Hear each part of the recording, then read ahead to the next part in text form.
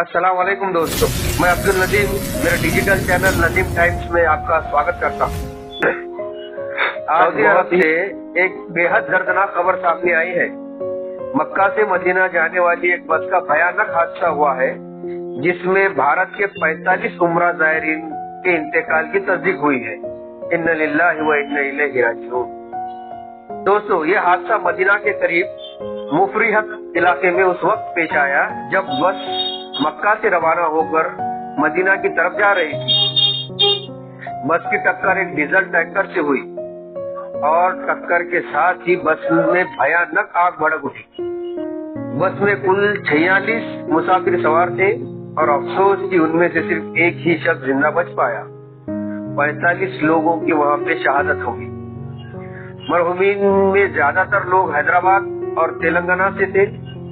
यहाँ तक कि एक ही परिवार के 18 अफराद भी इस हादसे में शामिल हो गए। तेलंगाना से असदुद्दीन आवेशी ने इस हादसे पर गहरा दुख जाहिर किया। भारतीय दूतावास ने 24/7 हेल्पलाइन भी जारी की और तेलंगाना हुकूमत ने हर मरने वाले के घर वालों को 5 लाख रुपए मुआवजा देने का ऐलान किया है। अब लेकिन क्या इस मुआवजे से उनका दुख कम होगा? जी नहीं, हम सिर्फ उनके दुख में शामिल हो सकते हैं, उनका दर्द महसूस नहीं कर सकते। अल्लाह ताला उन तमाम मरहुमीन के घर वालों को सब्र जमील अता फरमाए, आमीन। कि सऊदी पुलिस, सिविल डिफेंस और इंडियन मिशन बॉडी की शनाख्त और रिकवरी में जुड़ गए हैं। हादसे की जांच जारी है। कई सवाल उठ रहे हैं, क्या ये बस ड्राइवर की गलती है या ये फिर टैंकर चलाने वाले की गलती है या वहाँ पे कुछ स्पीड ब्रेकर या कुछ ऐसा अड़थड़ा आया होगा। अब वो जांच पूरी होने के बाद पता चलेगा। उम्रा की मुबारक सफर से लौट रहे तमाम ज़ायरीन की अचानक इस तरह की शहादत पूरे मुल्क के लिए एक गहरा सदमा है। हम दुआ करते हैं कि अल्लाह ताला सभी मरहूमीन की मग़फ़िरत फरमाए और उनके अहले खाना को सब्र जमील अता फरमाए, आमीन। ऐसे ही अपडेट के लिए जुड़े रहिए नदीम टाइम्स के साथ। मैं हूँ अब्दुल नदीम, आपका दोस्त। आज के लिए इतना ही। अल्लाह हाफिज, जज़ाकल्लाह। भाई अस्सलाम वालेकुम व रहमतुल्लाहि व बरकातुहू। भाई इंफॉर्मेशन देना ये है कि मैं मक्के से मदीने को बस आ रही थी। भाई मक्के से मदीने को ज़ियारत करने के लिए बस आ रही थी। वो बस पूरी जल गई। उसमें से एक आदमी, एक ड्राइवर बच गया। भाई मुनव्वर बल्कि नाम बता रहा, हैदराबाद के लोग हैं पूरे उसमें। अगर कोई भी है अपने घरों को मालूम कर लो भाई थोड़ा, ठीक है। मैं भी अभी बस को देखा, मैं तकलीफ मेरे को बर्दाश्त नहीं हो रही भाई। थोड़ा मैं वीडियो निकाला, लेकिन एक आदमी मेरे को नंबर दिया, मैं फ़ोन करके उन लोगों को इत्तला कर रहा हूँ, ठीक है भाई। थोड़ा कौन कौन अपने आदमियाँ हैं थोड़ा देख लो भाई थोड़ा, ठीक है। इससे ज़्यादा तो कुछ नहीं कर सकता भाई। दुआ करो वो लोगों के बारगाह में। एक्सीडेंट हुआ जिसमें लगभग 42 लोगों की मौत हो गई है।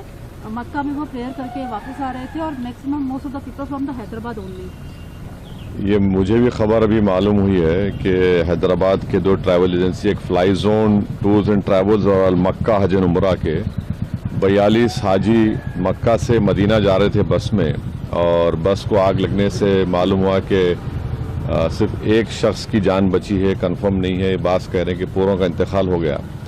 तो मैंने इंडियन एम्बेसी रियाद में जो DCM है अबू मैथन जॉर्ज साहब से मेरी बात हुई और उन्होंने मुझसे कहा कि कौंसल जनरल जिद्दा भी और वो ख़ुद इस पर मालूमात हासिल कर रहे हैं और जो भी ज़रूरी कार्रवाई करना है वो करेंगे।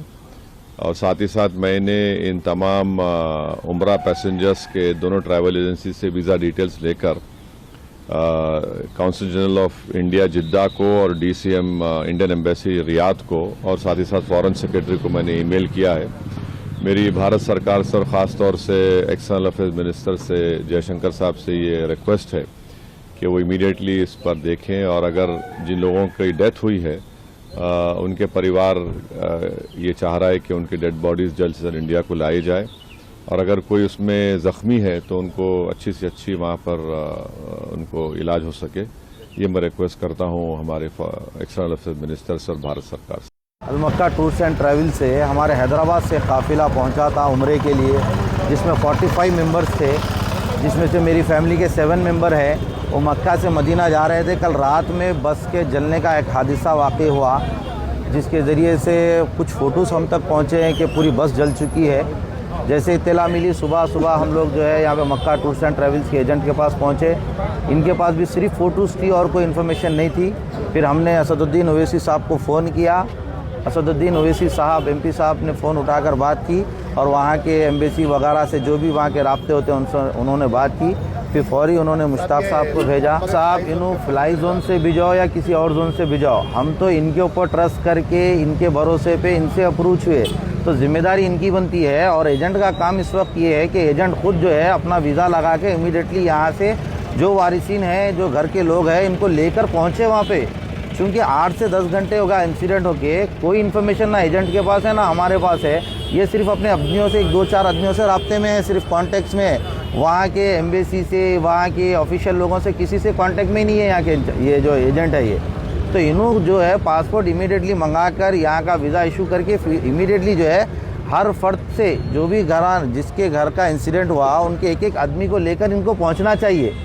ये सिर्फ बिजनेस हो गया है ये ट्रैवल्स वालों का कि वे पैसे के लिए कोशिश कर रहे हैं। लेकिन जब हादसा हुआ, आप सोचिए 45 लोग हैं, मामूली बात नहीं है। ये 45 फैमिली है, ये सारे के सारे हादसे के शिकार हो गए और ये यहाँ पर ठहरे हुए हैं। इनकी जिम्मेदारी तो ये है कि ये अपने पैसों से वीज़ा इशू कराकर अपने जेब का टिकट लगाकर हम लोगों को लेके जाना चाहिए।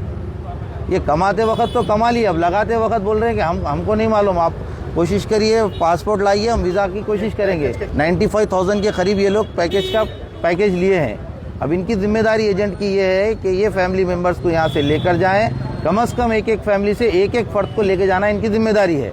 और जितना जल्दी हो सकता वीज़ा लगाएं और पासपोर्ट रेडी करवा कर यहाँ से हमको लेकर जाएं। हम तो इनसे गुजारिश कर रहे हैं, अगर ये नहीं बोलेंगे तब भी हम जाएंगे, लेकिन इनकी जिम्मेदारी बनती है। जिस तरीके से ये बिज़नेस करते हैं, ये ट्रैवल से एक बिज़नेस बन चुका है, लिहाजा इनसे गुजारिश है कि ये अपने एक फैमिली मेम्बर को लेकर जाएँ यहाँ से।